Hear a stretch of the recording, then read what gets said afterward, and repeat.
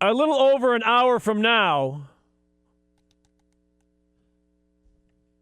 the World Cup is continuing. U.S. taking on England. And for all your World Cup news, Fox Soccer Channel delivers the best daily World Cup news and analysis with Ticket to South Africa. A live 1-hour studio show immediately following the last game each match day. Join the soccer experts Andy Gray, Richard Keys, Christopher Sullivan, and Warren Barton every day at 4:20 p.m. Eastern Standard Time for Ticket to South Africa on Fox Soccer Channel. Now, I know we mentioned we're going to be having Rob Dibble on to talk about Mr. Steven Strasburg. Well, guess what? We're going to hold on that and bring Dibs back in later on this hour because we have a treat for you. Did you know that in this NBA final, there's actually a guy on one of the teams right now, Lakers Celtics, who this year has had on both uniforms, D, sir? Yeah. Did you know this? Yeah, and I did know this, and the only thing I do know is you're only bringing him up because of one reason. Why? Because he's on the team that you actually like. Yes, he is. Yes, he is. Really? Yes, I am.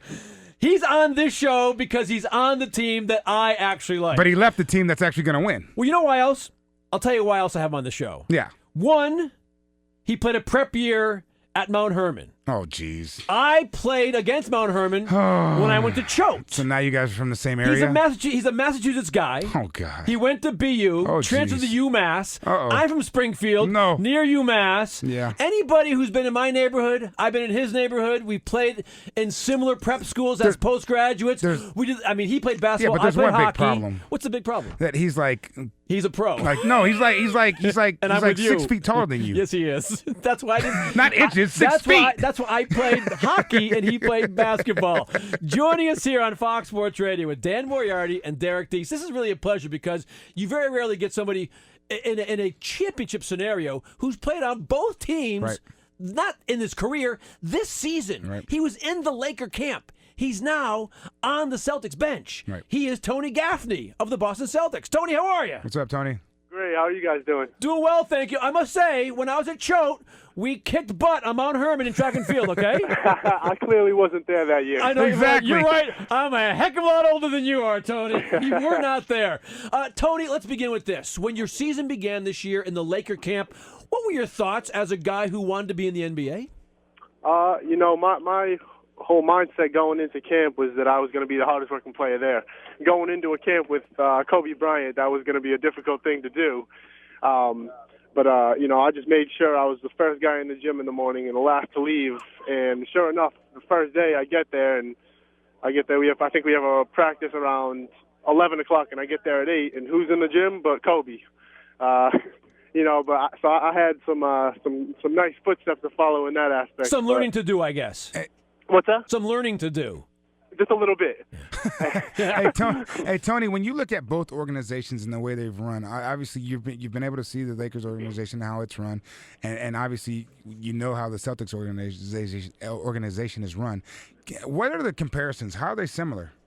I mean, it's no surprise whatsoever why these are the last two teams standing right now. And I mean, I got to see all that firsthand. Both teams have an amazing group of veteran guys that have been around this league for 10-plus years, and they know what they're doing. They know how to go about things the right way. And as a rookie, being able to witness that, in my first year in the league, from both sides, it's pretty special. Well, okay, you said that. You said the guy that when you were at the Lakers to get there early was Kobe. Who's that guy for the Celtics? We actually got a few of them. Good answer. But obviously KG is one of the first guys here, one of the last to leave. And Ray, if he has a great night shooting or a poor night shooting, he's the first guy in the gym in the morning, doused in sweat, jacking 3 after 3. Paul lives in here. It's no surprise why both of these teams are still here right now. Boston Celtic forward Tony Gaffney joining us. Tony Gaffney plays for the Celtics now, was in the Lakers camp when this year began. Joining us here on Fox Sports Radio to talk about what's going on in these finals. Okay, speaking of that, a guy who was in the camp with the Lakers, have they come to you, leaned on you in any way to say, what can you give us that we don't already know from our scouting? When coming into a team that has one of the best coaching staffs in the league, with Doc and Tibbs, and it's just there's not a whole lot that a rookie can tell them that they don't already know, having been around this league for that much. First thing I told him was that Kobe Bryant was really, really, really good. It's just, but when it comes to the whole triangle and all that, I tried to pick up on that fairly quick, and Phil obviously said that I was one of the faster rookies that he had pick up on it. It's all about reads and everything. You got to kind of take what the defense gives you, so there's not a lot you can really assist in that. But we have a staff that is so well prepared that they were 10 steps ahead of me. Now, Tony, obviously, being able to work with Phil Jackson, one of the greatest coaches in the game, if not the greatest. Talk about the differences that differ him from Doc Rivers to Phil Jackson, how they differ and how they are similar.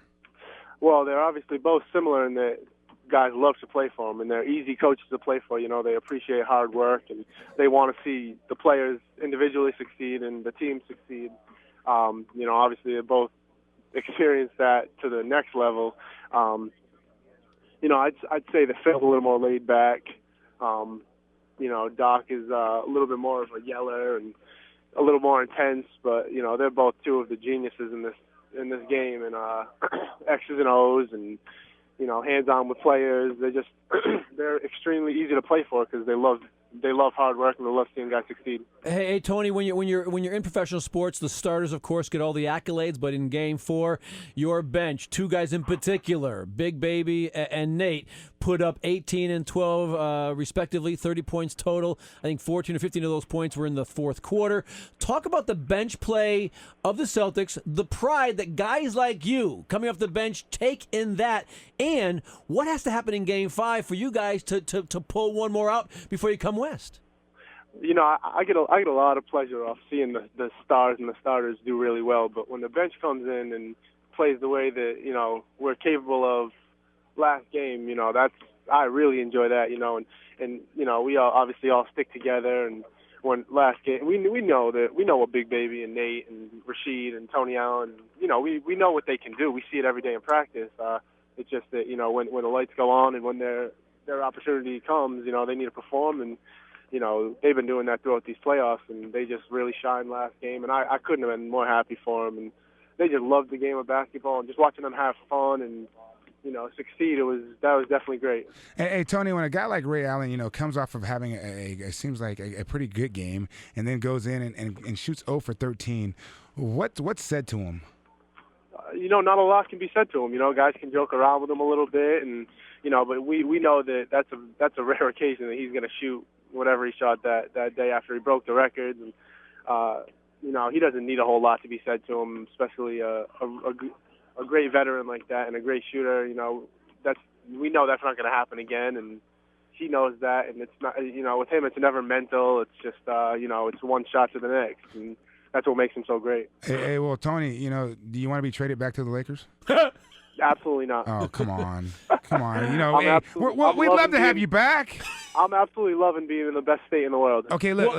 Go ahead. No, here's the thing, Tony. When you ended up signing with the Celtics, as a guy who was born in Boston, obviously that's never even part of a dream. That's boring for you, though. When you go to the TD Garden to put on the Celtic green, honestly, what was the first thing that went through your mind when you first wore the Shamrock? Honestly, it's such a surreal experience that I can't put together words to describe it. I have a lot of little kids coming up to me that are from the state of Massachusetts. I was born in Boston. I've pretty much bled green the entire time, my entire life. When I was in Los Angeles, I didn't throw any of my Celtic stuff away. Hey, well, go ahead. What was that? Go ahead.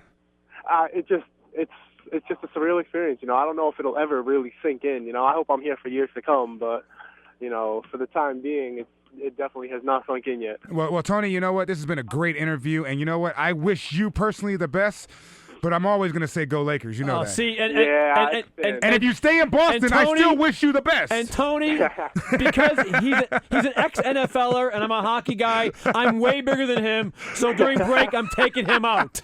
Hey, you take care of that. Hey, Tony Gaffney, thanks for the time, man. Hey, I appreciate you guys having me. You Take got it it. easy, Tony. Celtics take care. forward Tony Gaffney was in camp this year with the Lakers, is now on the bench with the Celtics.